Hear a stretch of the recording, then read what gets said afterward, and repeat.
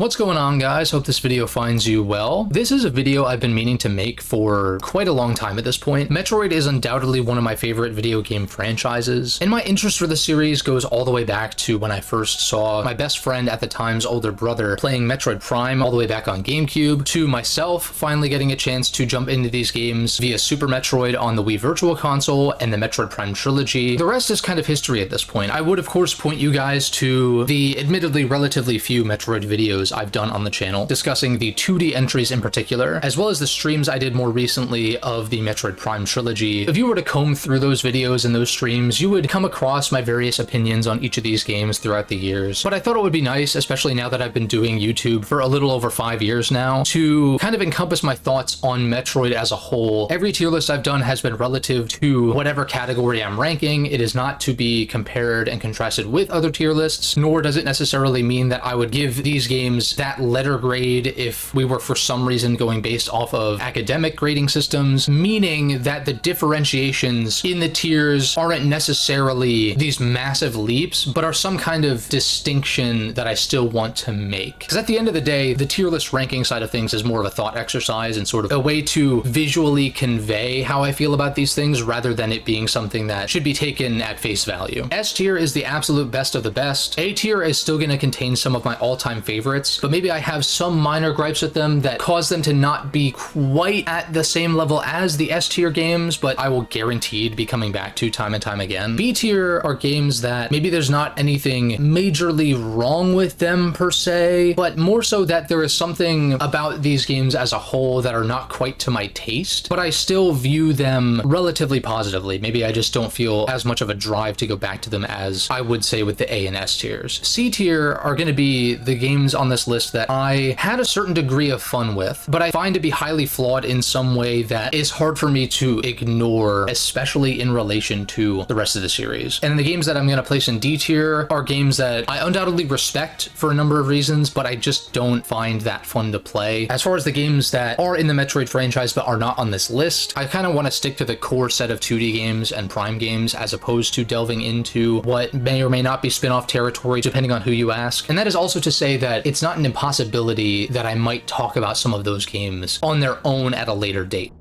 I really do respect the original Metroid for just how open and flexible it is in terms of the order in which you can acquire the various upgrades. I just really struggle to actually enjoy my time with it when I'm playing it. Many of the rooms look very, very similar to the point where navigation can feel like a chore if you don't know where you're already going. The lack of clear visual indicators of where you are, if you don't have that experience, makes the navigation frustrating, in addition to the fact that you start with only 30 energy, and I don't struggle as hard as I used to survive in this game. But at the same time, if I ever do take a good chunk of damage and I am forced to sit and farm trying to get health drops, and even in some cases missile drops, like I literally just jumped into this game for a little bit before recording this just to refresh my memory again. I hit a missile door at one point where I had 4 missiles left, and so I needed one more to open the door, and I was farming enemies for like 5, maybe even 10 minutes and did not get a single missile drop. I think the actual feel of controlling Samus is okay, especially considering when this game came out, but the health and missile drop thing is just beyond frustrating, and then you couple that with how easy it is to get lost if you're not already familiar, and I just end up losing interest pretty quickly when the same can't be said for the vast majority of the rest of the games on this list. And so with respect, I'm putting the original Metroid in the D tier. Now, does that mean that I think it's a trash game that nobody should ever play? No, of course not. As with any of these games on this list, you should try to play them to some capacity to form your own opinion, especially because it's not particularly difficult to get your hands on most of these games, especially this first title, which has been re-released with a number of other Metroid games like Zero Mission and Prime and various virtual console services and Switch Online and all these other kinds of things. So like it's easy enough to jump in and kind of form your own opinion, but my opinion is that the original Metroid, while commendable for what it established, I just don't find it fun to play.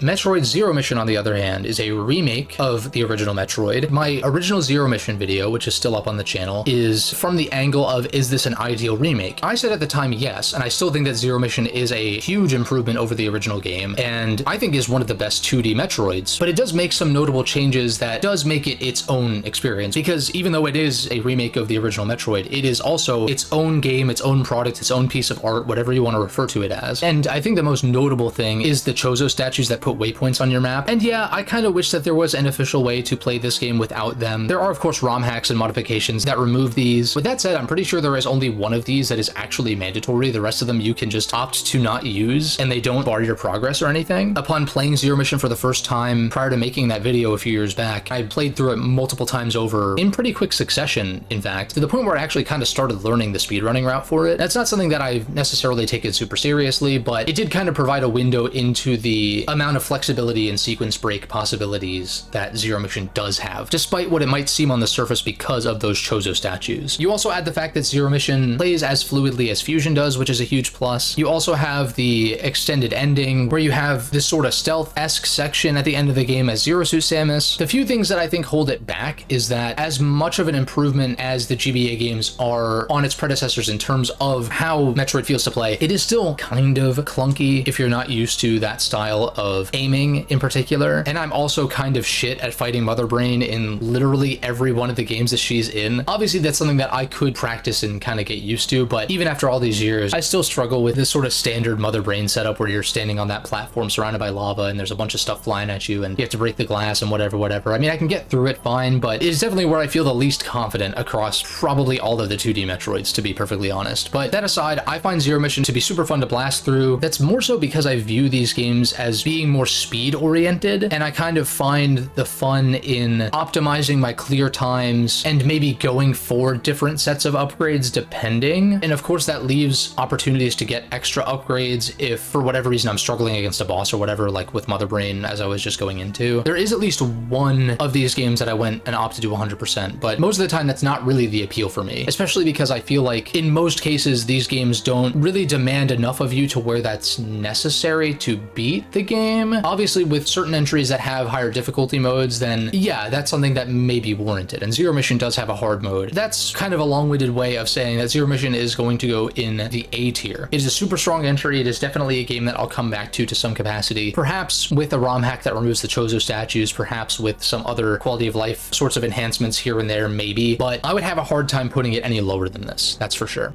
Now going all the way back to the original Metroid 2 Return of Samus. This is a game that I, similarly to the original Metroid, have struggled to really get into. However, last summer, in fact, I had a good bit of travel that I was doing, and so I installed a number of retro offerings that I didn't have as much experience with onto a retro handheld and took that with me. I sat down and I played through the entirety of Metroid 2 for the first time. Granted, I used save states here and there, especially towards the later game, just so I could see the game all the way through without getting too frustrated, and that is to say that a lot of the frustrations of the original Metroid are still present in Metroid 2. Of course, you start with a full energy tank, which is huge, and there is an actual save system, which is nice, but if you are in the instance of trying to farm for health and missiles and stuff like that, it's still kind of a chore. I would probably say less so, especially because you have more options here in terms of how you can aim, given that you can aim straight up, you can crouch, you can shoot directly downwards if you're jumping, and so there's an expansion of the moveset here. So from a moment-to-moment standpoint, I think Metroid 2 does control better. It's still definitely a little clunky and a little stiff, but a notable improvement just because of that core moveset upgrade. There's also a number of instances that I found, especially later on, funny enough, where rooms felt very samey, akin to the original Metroid, maybe not to quite the same degree, but still to a degree that it was easy to get literally lost. And I get that getting lost in these games is part of the appeal, and I would agree. It's fun to discover new areas and find roadblocks that you can come back to later, and just the whole process of this genre, but that is, in most cases with my experience, when you have some kind of map at your disposal and you can identify where you actually are in relation to places where you've been. Ideally, the world is crafted in such a way that you can find your way around without referring to the map constantly. I find that to be a very satisfying aspect to certain games. But with Metroid 2, it is still too far in kind of the copy-pasted rooms department to where I don't find navigating SR388 to be what I would call an enjoyable process. That kind of would bring me into talking about how games can be more than just fun in the purest sense. There can be tension, there can be frustration, there can be these other emotions coupled with a general sense of enjoyment and discovery and fun, for lack of a better term. But I find the frustration of going through Metroid 2 to be higher than the potential fun factor. I will say though, Metroid 2 has a very distinct atmosphere that is not captured by either the official remake or the fan remake. It's very distinct and alien and is enhanced by some of the hardware limitations, being something that tends to hinder my enjoyment of original Game Boy titles for the most part, being the lack of color, the crunchiness weakness and kind of limited audio capabilities as well, but I find that those elements, in addition to the smaller aspect ratio, of course, do lend itself to a very unique experience in the original Metroid 2. As much as I can praise and respect it for that uniqueness in that regard, it does feel like a limiting factor on my ability to enjoy it, but to me it's more so the structure and the whole framing of Metroid 2 from a design standpoint. Of course, I think that the narrative implications of Samus going and exterminating the entire Metroid species is a very powerful thing the more you think about it, especially with how the ending plays out, but I'm not as big of a fan of having these smaller, they're connected, but sort of isolated areas where you clear a certain number of Metroids and then you're able to go to the next area. It's a very macro linear progression that I don't find as enjoyable as games that are more structured like the original Metroid or Zero Mission, where it is multiple different areas that interweave and connect in intricate ways. I also find that there's more of a focus on combat here, where I think that combat isn't exactly Metroid's strong suit, at least for a long time, to the point where I find fighting the Metroids, especially because you fight so many of the same kinds of Metroids, to just feel like not an enjoyable process. And I feel kind of similarly about AM2R. It takes the framework of Metroid 2, which I'm not a big fan of, and does of course improve it, right? It plays more like the GBA games, which is a notable plus. At the end of the day though, AM2R and the game that we'll talk about next is still an adaptation of Metroid 2 at its core, and I just have a hard time enjoying that. And so I'm going to put Metroid 2 above the original Metroid because I think that the moment-to-moment of actually playing it is more interesting. I think that the storytelling, for lack of a better term, is more interesting as well, and the atmosphere provides something that is very distinct, but ultimately I find it very frustrating to play. At least in terms of navigation, once you move on to the next area, it's pretty easy to not accidentally backtrack to the previous area, so it's not too bad in that regard, but within those individual areas, there's just not a lot of distinct landmarks that make it easy to maneuver, hence my use of save states to try to prevent myself from going back to a dead end that I'd already cleared and then having to backtrack out of that. Especially with how demanding the platforming actually gets with the space jump, you seldom see that level of platforming required in Metroid games. Usually stuff like that is more advanced tech or something that you would use for sequence breaks or for speedrunning purposes or whatever. Now when it comes to Samus Returns, I have a lot of similar things to say. I feel like it does a better job in terms of its visual design, even though it's of course limited by 3DS hardware to a certain extent. I think the reason why Samus Returns is a game that I enjoy more than the original Metroid 2, but still not to a major degree, is because of a lot of the combat improvements here. And of course, there's some combat moveset things implemented here that are a little clunky, such as only being able to melee counter when standing still, and regular enemies feeling pretty spongy if you don't make use of that melee counter, so a lot of standard encounters are just kind of standing and waiting for them to attack, and then you counter, and then you blast them away in like 2 shots or whatever. But I think the Metroid fights are a lot more interesting and dynamic here, aided majorly by the 360-degree aiming, especially how involved some of the later Metroid variants can be, thanks in part to, funny enough, that melee counter system. And these cinematic moments that come from those counters that allow you to actually attack in real time, which I think is super sick and is an understated, I feel, innovation in the 2D Metroid gameplay style that I hope continues to stick around. And I have little doubt to believe that it wouldn't, based on the successor to Samus Returns, which we'll talk about in a little while longer. Do I kind of wish that Beam Burst wasn't as powerful as it is?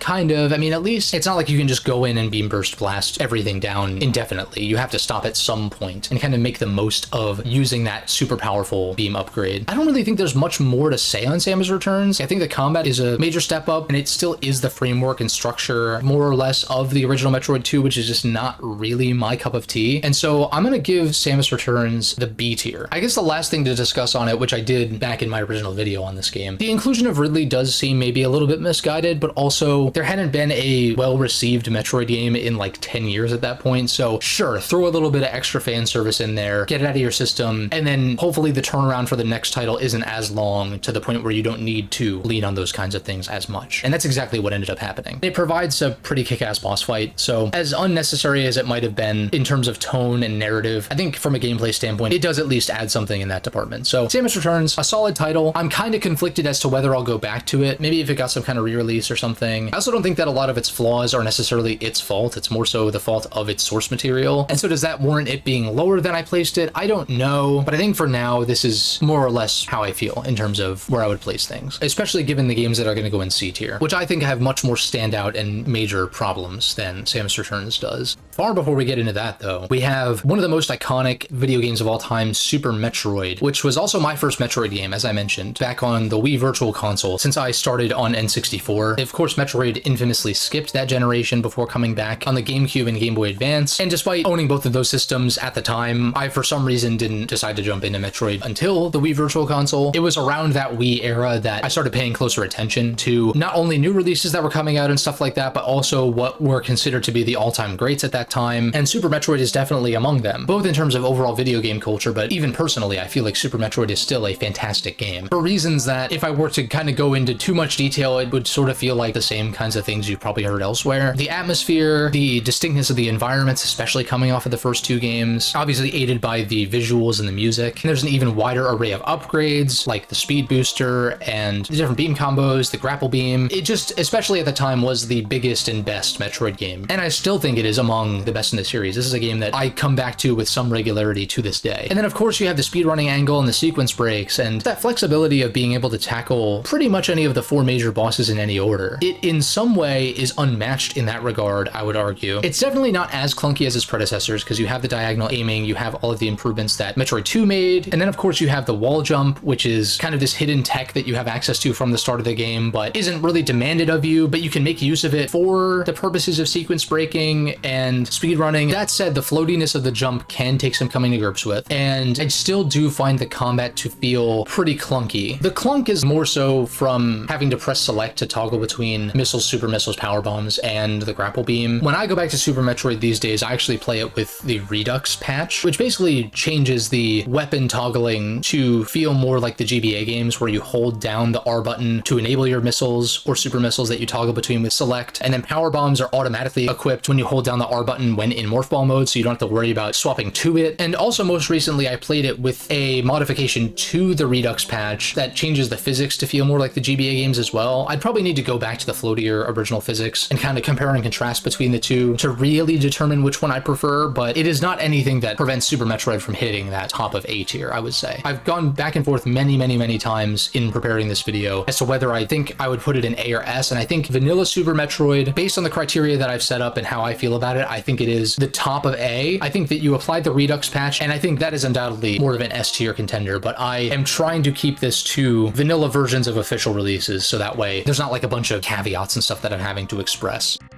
Metroid Fusion. It's been so interesting to see the shift in perspective on Fusion over the years. Back when I was first delving into the Metroid series myself, Fusion was considered, as far as I saw, one of the weakest Metroid games at that point. Now granted, if you look at the pool of games that we were dealing with at the time, that's a high caliber to be competing with. I think the big thing with Fusion is that it is much more directed and linear. It's not always as straight ahead as just going to the map marker. Usually you have to go out of your way to go activate something elsewhere before gaining access to actually going to the map marker, and then sometimes the map marker isn't actually your end goal in that area. You do go back to previous areas in certain cases, but it is always directed by really the game designers, but in terms of the narrative, Adam giving you those orders. Samus, go to this area. There's been a disturbance detected. You go there, you deal with the disturbance. Good job, Samus. Now let's go to this next area and do that. Oh, Samus, there's a problem in the previous area you've already been to, and maybe the environment does shake up, like in terms of when Nightmare shows up and other changes like that. But it's always in this specific order, and these things always happen in this specific way. I just find that more directed linearity to be not the most enjoyable thing to revisit. And I get that it lends itself to the narrative. Samus is opting to abide by Adam's orders. It does kind of come together in the end when there is that realization of the multiple SAXs being on board and the station being set to crash into SR388. And of course, the moment where you lose contact with Adam and you are quote unquote free to explore, but you're not really though, because the elevators are deactivated. You kind of have to go a specific way still to get those reactivated, although it does create for a very tense atmosphere, and you have that chase with the SAX. And a lot of this is reiterating what I said in that Metroid Fusion video I did years ago, because I haven't gone back to this game at all since. That said, I think that on a first play, what it does in terms of tension and environmental design and stuff like that is interesting. I like the way that it ties in a bunch of different elements from the previous titles. It does, from a narrative sense, feel like a culmination to that point. The fact that that narrative, and arguably the handheld structure of it, kind of has you going through these bite-sized environments in a very linear fashion, it's just not really my favorite Metroid game ever. If we're talking less so about replayability and the like, then yeah, on a first time through, I really did enjoy Fusion a lot. I'm gonna just have to give Fusion the B tier. It's just really not to my taste and really not what I'm looking for in terms of Metroid games, generally speaking, but it's not majorly flawed enough to where I would put it lower, I think. Now to the most recent 2D Metroid title. Dread is a fantastic game. It takes a lot of those combat improvements that come from Samus Returns, but refines it even further. Being able to melee counter encounter while moving, being given a slide to go under smaller gaps before getting the morph ball. Of course, the wall jump being streamlined in Samus Returns was something that I kind of struggled to accept, but I actually think it works because Dread is just a much snappier and more demanding game in terms of its movement and combat, I would say. And there's like a bunch of little details that I went into in my Metroid Dread video. Little text like being able to jump directly out of a ledge grab, which I love because it requires some kind of precision, but it's not mandatory, and it's just like this little optimization that you can make and kind of plan your platforming around, which I think is very cool. Overall, Dread is undoubtedly the best feeling Metroid game to play, and I have a hard time thinking of anything that comes close. I also think the story does a really good job of culminating what Metroid had been to that point. It obviously jumps off of what happened in Fusion and has a lot of bearing on that. The one gripe that I will say in terms of narrative is that I thought Adam's voice would have been more of like a synthesized human voice as opposed to being just kind of generic robot. Even though he does say, Samus, you might want to check out this, and that, it's never in such a directed fashion as Fusion. And also Dread's map is much more open than Fusion's. It's designed much closer to the original game or Super, where you have a bunch of different areas that are interconnected in different ways, be it some kind of elevator or even the teleporters that are specifically connected to other teleporters until the end game. Dread does guide you more subtly, I would say, to your key objectives and what could be considered the main path, but you don't have to follow that. And I think that that's how Metroid should be, especially in a 2D sense. The Prime games have a different design philosophy, which I'll dig into once we get there. The 2.5D medium, I guess you could say, in terms of art design, tends to kind of wear its limitations on its sleeve in a way that I find to not be that visually appealing, but Dread, and honestly a lot of other Nintendo games too, does a great job of creating a 2.5D environment that doesn't feel cheap. The music I did kind of defend a little bit in my dedicated video as being something that I think adds to the atmosphere in the moment, but isn't something that is necessarily outstanding outside of it. But I think that there's a number of tracks in Dread's OST that I do really like, even if it's not exactly the most inspired OST ever. The game's very generous in terms of its checkpointing, so I just really don't understand some of the heavy criticism I've seen of the Emmy out there. You're entitled to that opinion, of course. I think it's a much more interesting expansion on what Fusion tried to do with the SAX, but in that game, the SAX encounters were only ever scripted. There was never any risk of running into them when you least expected. And with the Emmy, granted, they will teleport around depending on where you enter the Emmy zones from. It is lightly scripted in that regard, but you can also kind of lure them in certain ways. And then there's the sequence where you're supposed to use the grapple beam to get around quickly enough underwater, which I thought was super cool. Even though I would say that some of the attacks that they hit you with are pretty difficult to avoid in the later areas, but I never found it to be anything unmanageable. I'm sure that Dread mode is a totally different story, which I still have not jumped into, but I like that Metroid Dread puts up a fight. I think the fluidity of the movement makes the combat stand out a lot more as well. Lots of encounters that were very challenging on a first run, but still feel very feasible to do without even getting hit once, which obviously is how Dread mode can even exist in the first place. One more thing that I could maybe criticize it for is maybe it's not as open and flexible as Super Metroid, but I think it does a good job of providing optional routes and sequence breaks, optional boss kills in certain cases, like with Kraid. I do think the last act of the game does feel a little bit rushed in that you fight multiple Chozo warriors. They get upgraded by the X-Parasites, and then, you know, they get a shield and this and that, but I still find the core gameplay so fun that I didn't really mind it as much, even if I would have liked to see more bespoke boss encounters towards the late game. But I think that it's just something to take away from and ideally continue to improve with whatever Metroid 6 ends up being.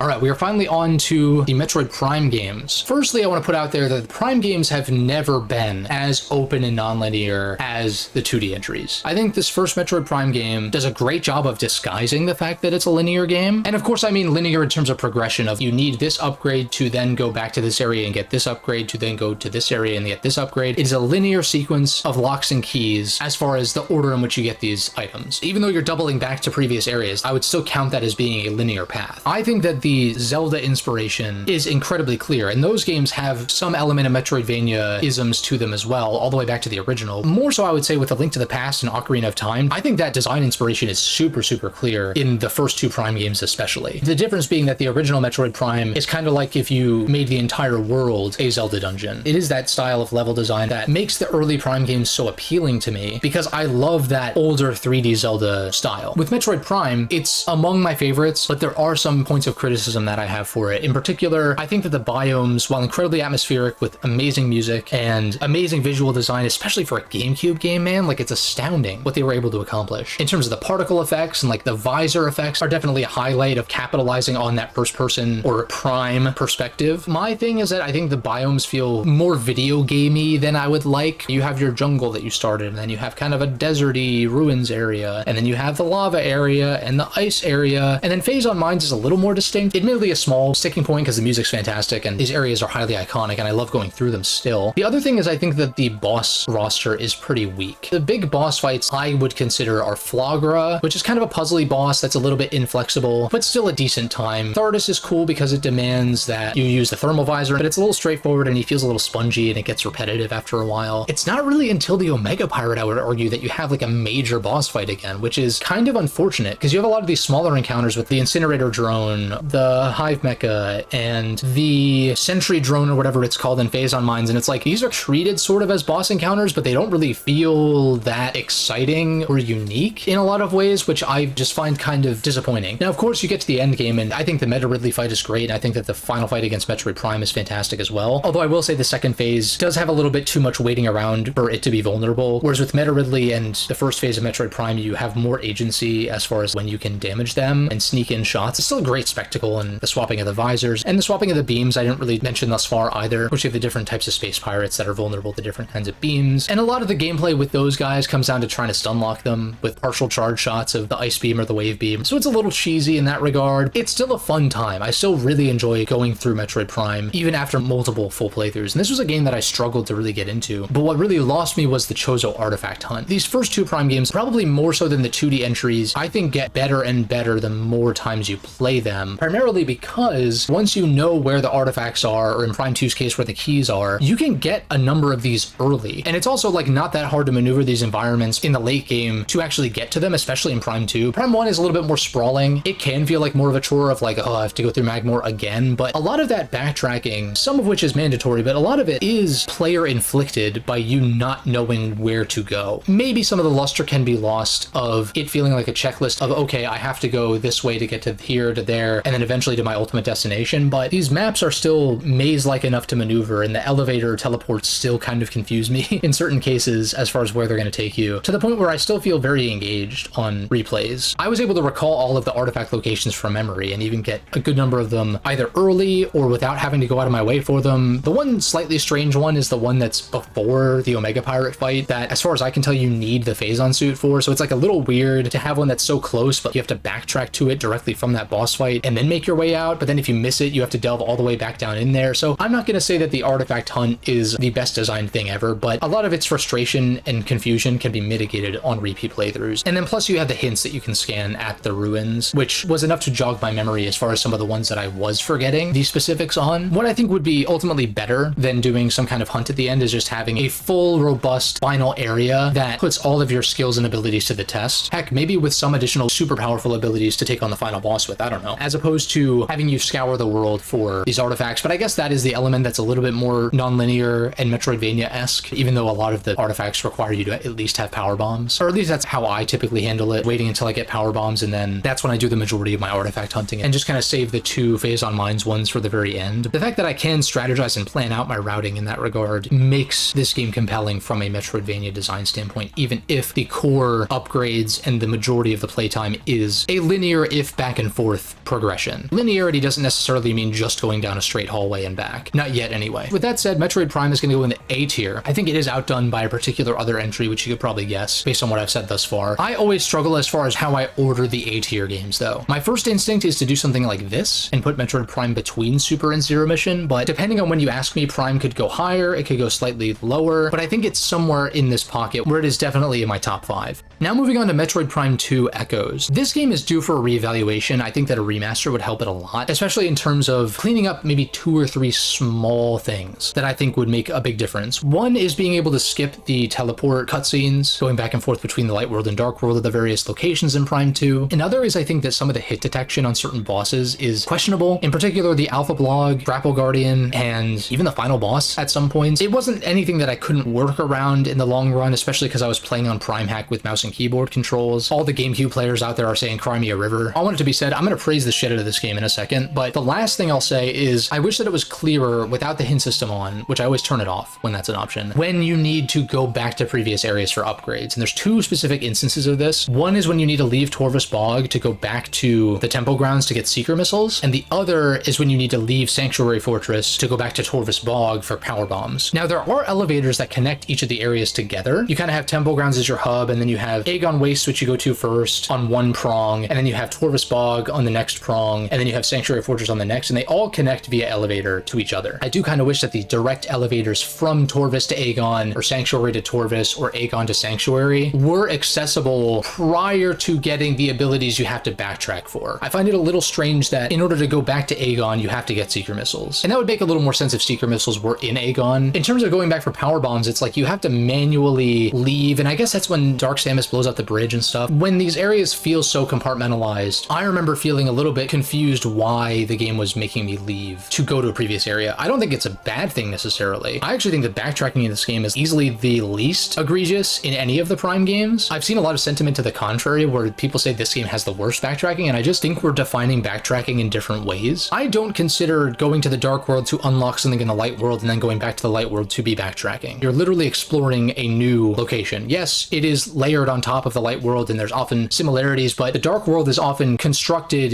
in a different way to the Light World. It's not always completely interconnected. Sometimes you have to take portals to get to certain sections. Sometimes you need different upgrades to access certain sections that are already accessible in the Light World, etc., and so on. And I find that Light World, Dark World dynamic to be an enjoyable element. Was it always implemented the absolute best way that it possibly could be? Maybe not, especially when you consider this game was rushed out and also had its development focus distracted, for lack of a better term, with the multiplayer mode in Prime 2. Part of me thinks what could have been, but I still think it's the best Metroid Prime game. It leans even more heavily into the Zelda dungeon design. Prime definitely has that design philosophy, but it's spread across its entire world, and you are crossing between and throughout these different areas constantly throughout the game. Whereas Prime 2, as I stated earlier, you start in Temple Grounds, you go to Aegon, you do most of what you need to do there, and then you go back to Temple Grounds to then gain access to Torvus, do most of what you need to do there, go back to Temple Grounds to gain access to Sanctuary Fortress, and then that's kind of the final area. There's some backtracking, again, for Seeker missiles and power bombs respectively. Of course, there's a key hunt at the end where there's 3 in Temple Grounds and then 2 in each of the other areas. I find that the structure of these individual areas, Aegon Waste, Torvus Bog, and Sanctuary Fortress, are designed in a very satisfying way. It gives me that feeling of going through a 3D Zelda dungeon, which is a feeling that I love. And so I don't feel like much is lost in terms of these areas being a little more compartmentalized, especially because it allows for a good flow in terms of difficulty curve. Torvus is more complex than Aegon. Sanctuary Fortress is probably my favorite location in Metroid Prime, period. Not just from a visual and audio design standpoint, because that is a major factor, but from a level design standpoint as well. The first thing that comes to mind is the Light World version of the room you fight Quadraxis in, where initially you're kind of jumping up around the place, but then once you get Spider Ball, it gives you more flexibility, and then Screw Attack gives you even more flexibility in how you maneuver these more open types of rooms. And even some of the more claustrophobic ones, you can make use of some of your movement abilities like the Screw Attack to get around quickly. It takes a little bit of finesse to be able to do that, because of course there is the punishment of bonking into something and then falling down to a lower level. But I find that the level of skill, I guess for lack of a better term, that Prime 2 demands of you is very satisfying. I like the tension of your health draining in Dark Aether, especially because this game actually rewards you to continue pushing forward. Of course, new players and people who are struggling can stand in sort of the save zones and restore your health slowly, and I definitely did that my first time through as well. But this time I was trusting in the game design and just pushing and pushing and pushing, and there was almost always a save room, health drops that I could manage to pick up, or a combat encounter that held me in one of the save zones. The same thing goes with the ammo system. I rarely, if ever, had the issue of running out of ammo truly. First of all, if you are out of a certain ammo type, you can use a charge beam to fire a standard shot to open a door, and then in the instance of how the ammo system is balanced, 50 each is a little low, admittedly, but once you get 100, then even 150, the max is 250, I want to say, for each ammo type, and that is like more than you could ever need even for the entirety of the final boss, even if you're spamming Annihilator Beam at him. What I like about this ammo system is that, similar to the Dark Aether health drain, it encourages you to play aggressively, because killing enemies with one ammo type gives you a drop of the other. I haven't tested this, but it feels like the lower you are on certain ammo types, the bigger the drop might be for the ammo type that you're low on. And so it actually encourages you to use the ammo because of that. Add to this that the destructibles that are around, like the Dark Aether tentacle things, or like the containers that are in Light Aether, you can get ammo from those by firing the opposite type of ammo at them. My theory is that players either haven't played this game in a long time, or didn't know you could do that with the canisters, or haven't really tried to push the ammo system to its extreme, and therefore come away from it thinking, oh, it's a limited resource, I don't like this. You're entitled to that opinion, of course, but I would encourage you, if you don't use the Dark and Light ammo in this game, typically, next next time you play it, use it, and I think you will be pleasantly surprised in terms of how generous this game is in regards to its ammo drops. Sometimes I think I got ammo drops from enemies that I didn't even kill with a certain type of ammo. It's really that generous, but it also doesn't feel arbitrary or trivial that the ammo count is there. You still do in the moment want to consider how much ammo you have of each type and be mindful of what type of ammo you're using on what type of enemy. And it feels much more dynamic than Prime 1's way of implementing this, where Prime 1's beams could only be used on certain types of space pirates, and yeah, turrets and stuff like that could be affected by all three. And of course, plasma smokes pretty much anything that isn't specifically a wave or ice or power beam enemy. But in Prime 2, you can damage pretty much every enemy with pretty much every weapon, but that certain weapon types are just more effective. You can go your entire playthrough of the game just using power beam. It's gonna feel like a chore in every combat scenario, but you could do it. And maybe the fact that the game lets you do that is a detriment because it leads to these players who are trying to conserve their ammo so hard that they're only using power beam and that it does feel like a chore. Whereas if you required the use of these different beams, then it would force players to participate with this system that then would show them these things that I'm explaining about it. If you utilize the beam ammos and play aggressively, which you kind of have to do, especially for some boss fights where your health is draining, I find that style of gameplay to be much more engaging and compelling. It can result in some frustration, sure, but think about what comes from a certain level of frustration, which is relief. And I think that sense of relief after something that's frustrating or tense is something that I not always, but often do seek in video games. And I think that the boss roster, aside from the few hit detection things that I mentioned, is excellent. Boost Guardian especially is one of my favorite bosses across any of these games because it is so tense and because your health is draining constantly. You have to be aggressive. There's multiple ways to dodge his attacks. You could try the morph ball method. I think that's a red herring. I think you should be jumping in regular form, especially because you have space jump to try to avoid its boost ball attacks. The Ing as an enemy type exemplify this design philosophy of flexible combat encounters where when they're in goop form, you can still hit them, but you need to be on point in terms of your shots. They're only vulnerable at the front of this amorphous form that they are encompassing. So you can go for that if you want to speed things along and get extra shots in, but it's risky because you can't lock onto them in that state. You can wait for them to reform themselves. Obviously your health is draining in some of these cases, but then that's a more guaranteed way to land shots. I'm sure that there's more that I could dig into and more that I've said about these games on stream, but these are a lot of the reasons why Prime 2 I think is easily the best Metroid Prime game. And that's coming from someone who thinks the first Metroid Prime is a fantastic game in its own right. But Prime 2 I think is on another level. I think the level design's fantastic. I think the ammo system was an interesting experiment that I don't think needs to come back necessarily, but I think really adds a lot to the dynamism of the combat here. And I'm looking forward to playing Metroid Prime 2 again in the future. Easy S tier. It's currently my number one, but I obviously think Dread is more polished and accomplishes more of what it sets out to do than Prime 2 does without as many missteps. But I don't think the missteps in Prime 2 are enough to drag it down. Prime 3 kind of takes what Prime 2 did in terms of its level design and combat encounter design and everything. It just throws that the fuck out the window. Because of the insistence on having multiple planets and therefore having the ship that can move from different landing zones to others and kind of having things be weirdly disconnected in that way, leads to level design that feels much more linear than the previous two games, even if the macro progression of both of the previous Prime games is linear, as I kind of went into. I think Prime 1 does a good job of disguising that linearity with its interconnected map, and I think Prime 2 does a good job of leaning into the strengths of linearity with its very Zelda-like compartmentalized level design that still is connected though. Whereas Prime 3, it has these compartmentalized areas of Brio, Alicia, and the Pirate Homeworld. I guess there's Phase too, but Phase is just a straight shot. I find that these areas are not as thoughtfully crafted as the previous two games. You can maybe go out of your way to explore one dead end, but you know, you see these lava waterfalls that are flowing, but you don't have any way to freeze them. So it's like, okay, I just went all the way down this corridor-like level design to hit a dead end, and now I need to backtrack out of this corridor-like level design. There's no flexibility in how I get out of here, and then I just got to take a different path. And I get that that might not seem too unlike other Metroidvanias that are out there, but I think that the best Metroidvanias do a good job of giving you some kind of secondary way to get back, be it some kind of shortcut or just having multiple different paths that connect to this particular dead end. One can assume, okay, I don't have the ability to get through here. I better double back and make note of where this is and to not come back here until I have a certain upgrade that will allow me to do this. But then the Aurora unit pipes in and is like, Samus, you cannot progress this way because you don't have this upgrade. Maybe you should explore elsewhere. And it's like, wow, thank you. It's not like I literally just came to that conclusion on my own, thanks. This is with the hint system turned off. It barely does anything, because even when you first arrive on the Federation ship at the very beginning of the game and you talk to the first trooper and is like, hey, you should go see Admiral Dane. Okay, cool. I don't mind there being NPCs in Metroid games. I think that this series could stand to have more character exploration. Not saying that it's necessary, but I'm open to there being dialogue in Metroid games. That aside, you talk to this Federation trooper and then it opens up your map and then it goes blink, blink, blink, blink, and then it drags slowly over to the room you're supposed to go to, blink, blink, blink, blink, and it's like, why does this have to be here? It's just an annoying thing that slows down what is happening for no reason. And then you add to this that the Aurora unit dialogue, whenever it interrupts, you have to manually click through. That's one thing that if Prime 3 gets remastered, the dialogue just has to autoplay. You're just having to manage this extra thing in addition to all the enemies around you and the platforming and stuff. It just doesn't make any design sense at all. I do feel like the level design does get more interesting the further you go. Alicia is a little bit better in terms of not having the backtracking at least be the same, even if you're going still back down a linear path. You take the grapple rails the first time through, but then once you get boost ball, you can activate the launchers. Pirate Homeworld is cool. I still feel the linearity in a way that I don't like. There are better ways to disguise that element or make the most out of that linearity and have the areas just be more interconnected and weaving. I think that there are some strong boss fights, like Rundas is fun. It's kind of a shame that he's so early on. His ice puns do get on my nerves though. I really think that the corny dialogue started with Prime 3. The characters here just lack the level of characterization that I think would have given their deaths more impact. That said, fighting Gandrayda is fucking sick. The final Ridley fight is amazing as well, and I enjoyed fighting Dark Samus at the end of the game too. I do think the Aurora unit final boss was pretty underwhelming though. And I haven't even talked about Hyper Mode yet. Hyper Mode simultaneously trivializes the combat, but also has this over-reliance on it. It's a cool power trip at first, but then you realize that every encounter where you have the health to spare, you should just use Hyper Mode to clear it in a fraction of a second, because otherwise these enemies are so spongy to the point where you're probably going to take more damage than you would if you just used a full energy tank for Hyper Mode in the first place. And then they drop big health drops for you anyway to kind of compensate for this, so it doesn't really lean into that risk-reward element and just makes the combat feel very, very samey outside of some of the major boss fights, which I think actually do use Hyper Mode pretty well. But in terms of standard combat encounters, it is so uninteresting and kind of ruins the enjoyment that I could possibly have from the combat here, aside from the very base level fun factor of powerful beam make enemy go boom, you know what I mean? It just feels like a very shallow mechanic. I think it would have been far more interesting if Hyper Mode started less overpowered and got more powerful as you went, be it for narrative reasons, which would make sense based on Samus becoming more and more corrupted, or even just having upgrades throughout the world that maybe extended the duration of Hyper Mode or reduce the amount of health that it takes or something. And then the other thing too, in terms of the balance of Hyper Mode, is this game throws energy tanks at you like no other. And so the cost of Hyper Mode being a full energy tank almost means nothing because you have so many of these things by the time you need to be using it regularly. Now, there were a couple of boss fights where I expended too many uses of Hyper Mode too soon, and so it kind of got soft locked out of being able to actually damage them because many of the major boss fights require Hyper Mode, which I think is a cool way to incentivize a more thoughtful use of the system. But the fact that you can get soft locked during a boss fight because of this is kind of bad design, I would argue. But then what are they supposed to do? Give you health drops for free? It's just a really weirdly implemented power-up and is a major step down from the ammo system in Prime 2. So yeah, Prime 3 is going to go in C tier. Now we're on to the most recent topic of discussion, a hot button issue, Metroid Prime 4 Beyond. I do want to get out in front and say that Prime 4, from a presentational standpoint, is excellent. I think the music is a major step up from Prime 3, which I didn't discuss, where Prime 3 was going for more of a generic operatic orchestral kind of style and missed out on the more alien sounds that were utilized in Prime 1 and 2's OSTs. Prime 4 brings a lot of that back, with a lot of electric guitar as well, which I think goes incredibly hard. I do appreciate that Prime 4 gives you a lot of options in terms of your sensitivity settings for aiming, as well as full button mapping in the game itself, and audio sliders for all the different categories of audio, something that you don't see in most Nintendo games. In terms of level design, it's somehow even more overtly linear than Prime 3. Fury Green is literally, you go in a straight line, you go in a loop, and then you go in a straight line again. Obviously, level design can be determined by what you're doing in each of those rooms, but you're not doing anything interesting in any of those rooms. And okay, it's the first area. Vault Forge, you have 3 different towers that you linearly progress down. I think that the presentational elements do carry Vault Forge in a sense, because I'm not going to sit here and say the level design in Vault Forge is the most amazing thing ever, but I enjoyed that area. I think combat in general is Prime 4's probably strongest attribute, in particular with the boss fights. I think with standard enemies, the enemy variety becomes more and more lacking the further you go. You have some unique stuff in Fury Green. Vault Forge introduces the Cybots, and then you're kind of just fighting Cybots and Grievers the rest of the time, and variants of them, which is kind of unfortunate. I like the directional dodge that you have if you double tap the jump button while you're locked onto something. It can sometimes create issues if you're trying to space jump. It's not too unlike trying to strafe in the previous games when you're trying to just regular jump. So you just got to be mindful of whether you're holding the stick down in certain ways before you go for this maneuver. I thought it was a cool addition to the standard toolkit and made combat a little more reflex oriented, which I think that Prime could stand to do. I don't want it to feel too bog standard first person shooter, because that's a genre that I honestly don't really click with very often, which is part of the reason why Prime 3 and Prime 4 are so much weaker than the first two in my opinion, because it leans much more heavily into kind of that corridor shooter design sensibility, and the main reason why I probably won't come back to it. If I'm specifically saying, I'm gonna replay all the Prime games, or I'm gonna replay the Prime trilogy, then yeah, I would commit to that, but I'd more likely say, I'm gonna replay Metroid Prime, or Prime 2, or both, as opposed to doing a full series replay. You have Ice Belt, which kind of leans into sort of a survival horror kind of feel, where you think, okay, an enemy could jump out at any moment, but then nothing actually happens until you restore the power, and then it's just a combat onslaught, most of which you can run past, which can also be said for a lot of encounters in the previous games too. If you're sick of the combat with standard enemies, which I kind of was, I feel like from here on out, from Flare Pool to the mines to the final area, it's just all too straightforward for my taste. Flare Pool, the beginning of it, there's a little bit of exploration and a couple different ways to get around and some shortcuts you can unlock. But once you find Duke and then eventually Armstrong, it is kind of just a straight shot through. The mines is literally a straight shot through. There's more of that escort mission sort of design. You have that final fetch quest for the mech parts, and I don't hate the idea of giving you a reason to explore the desert for mandatory reasons, right? You have some optional shrine-esque puzzle rooms that I thought were kind of fun to go through, nothing crazy. And you get the special charge shots akin to what you would find in Prime 1 and 2. I find it odd that you can find these mech parts but not actually be able to do anything with them until you come across Tokabi in the desert, and then he gives you the thing that you need to teleport them with, but then you have to go back to Miles again anyway. It's for the narrative convenience as opposed to it being for the service of the gameplay. You have to go back to Fury Green, loading screen, you have to take the cannon, loading screen, and then you go to Miles and you go in the cannon again, loading screen, and then you go back to the desert, loading screen, and then you go back to whatever else you were doing. I'm kind of confused why base camp wasn't more central. That would have made more sense. Would have also made sense for these mech parts to be more in the actual areas. I think there's only one in Flare Pool and that's it. The rest of them are in Soul Valley specifically, so that's a little odd. You have like the little mini boss that you have to charge into his tail. That fight just kind of went on too long in my opinion, but in terms of the motorcycle and like the green crystal shit, I don't know why they felt the need to have this here when you already have the mech part hunt. And I also feel like the amount of green crystals you need, considering they don't replenish, is too high. You don't need to shatter every single green crystal, but it's a lot of them. It just feels like busy work and really bogged down my second to last session with the game, because my last session was just the final boss pretty much. You get a radar once you deposit enough of them, and you get like a better charge beam and like faster shots and whatever. I don't think it justifies its existence though at all. And then you also added the fact that when you're in the Soul Valley, if you're out there for, I want to say probably 5 minutes at a time, Miles chimes in and is like, hey, have you tried to go into the volcano? Hey, have you been collecting green crystals? It's not anything that turning the voice volume all the way down couldn't fix, but the chatter in the Soul Valley should be an option. It should be considered the hint system. You turn that off, it turns off the weird blink, blink, blink, and then dragging you over to the area blink, blink, blink that I talked about in Prime 3. That's also here. The motorcycle itself, I really didn't have much of a problem with it on principle, but it's also not implemented well because it's mostly for the purposes of breaking these green crystals. It is like Hyrule Field or Terminate Field, but in a 2025 game, I feel like we have more interesting solutions to a central hub area than we once did, and it's also not as impressive as it once was. It's kind of just something that you try to spend as little time in as possible, as someone who loves Ocarina of Time. But with Prime 4, it's just there to pad out the game and try to justify the desert's existence when the desert could just exist. And I know that that would maybe be worse in some people's eyes, but I don't think it's any better with these green crystals scattered about that you have to crash into and collect. That said, the way the motorcycle feels, I thought was pretty satisfying, as with just the way this game handles in general. Most of the time with games where you're traditionally on foot, if there is a vehicle segment, it tends to be people's least favorite part, and I would say that that remains true here, as with some other famous examples. But it's not necessarily the vehicle itself's fault, it's like the implementation of it. That's often the bigger gripe, at least for me. Is there anything else? Oh yeah, the characters and the NPCs. So I'm not gonna sit here and say that I loved the NPCs or anything like that, but I did not find them to detract as much as some people are feeling. Is the dialogue great? No, and it does not put up a good first impression with Miles McKenzie's initial cutscene. Don't know why they felt the reasoning to start with that. Kind of a bad call, but he really does ease up in terms of the style of his writing. He just kind of becomes tech nerd guy who's fascinated by robots and chips and shit like that. I actually find the characters to be kind of endearing at a base level. Again, I think the chatter in Soul Valley should be an option that you can turn off. I think you fix a major detractor to Soul Valley if you do that. But again, Prime 3 was also doing this shit. Not to the same extent, but it started there. And especially knowing like this is not the same retro studios that made those first 3 Prime games. And even if it was, I would be skeptical because of how Prime 3 turned out. This is going to get into heavy spoiler territory for Prime 4. I'm going to discuss the ending of the game. So I really wish they had the balls to kill off at least some of these characters. Even if you did not resonate with them, even if you wish that they weren't there, even if they annoyed you, whatever, I think that they could have garnered some emotion out of people if they were killed off. And the implication is that they are going to get killed off by Sylux as soon as Samus teleports away, which I think is contrary to her character, but also what even is her character in this game considering she doesn't say a fucking word? I know people are scarred by Other M, myself included, but these other characters are talking so much that it's weird that Samus doesn't even have a 1 or 2 word phrase like, thanks Miles, roger that. Just small bite-sized things of her speaking. These characters talk at her in a way that would warrant some kind of response, even if it was just 1 or 2 words, and she says jack shit, and it's weird. I think it would have made more sense if Sylux killed these these guys off one by one as Samus was struggling to get the teleporter working. And of course it would have made sense for her to try to fire some shots. It's risk of friendly fire, of course, and like, what does she do? Fight Psylocke, but then they're stranded there and then they die anyway? That would make it much more of an interesting moral dilemma for her if she was an actual character in this game. That would be more in line with her previous characterization. But instead, she teleports away while these characters are still alive, which I find much harder to swallow than if they were killed off before her eyes. And this is one of those instances where I think that Metroid, in particular Prime 4, could have benefited from an M rating. And I'm not saying that I need Metroid to be like this bloody, gory kind of thing, but it's more so just giving the devs the flexibility to do things like kill characters off on screen. I think that you lose a lot of impact and weight that could have been there in the ending, especially with how threatening Psylocke is framed as being. That said, I'm glad that Psylocke didn't go down so easily because I think his design is so cool, and I don't know what the hell people were expecting in terms of Psylocke's character. He's just a power-hungry asshole who resents Samus for stealing his thunder by destroying that super weapon that he was going to try to gain control of. I was saying before Prime 4 came out that Psylocke was the ultimate potential villain because he had the potential to be an actual character, more so than previous Metroid villains like Ridley and Dark Samus. As iconic as those characters are, and as much as I love their presence in the games that they're in, they're barely characters because they don't say shit. Not that you can't express characterization without dialogue, Samus does it all the time, but I think dialogue has the possibility to enhance characterization, and I think it could have a place in Metroid. I'm not saying that Samus should be talking to herself constantly, no, but like if an NPC's talking to her, she should say something. That bothers me more than the actual NPC dialogue that is present, personally. And Psylocke, being kind of a petty, power-hungry asshole, is all he really needs to be. I never wanted him to have some kind of tragic backstory that justifies his actions. Like, no, I wanted him to be irredeemable. I think that's more interesting these days, where it seems like every villain has to have a tragic backstory as to why they are the way they are. And like, of course, bad circumstances can lead to people doing bad things, certainly, but at the same time, there are people out there who do bad things for the sake of it, and I think that being reflected in fiction can be effective. And I think that Psylocke